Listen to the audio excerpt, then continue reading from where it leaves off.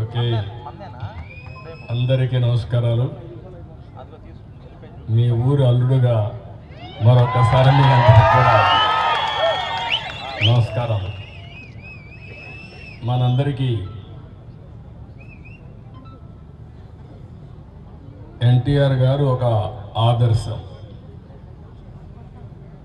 ఈరోజు ఆయన చనిపోయి 27 సంవత్సరాలు అయిపోయి 28వ వర్ధంతి జరుపుకుంటున్నాం.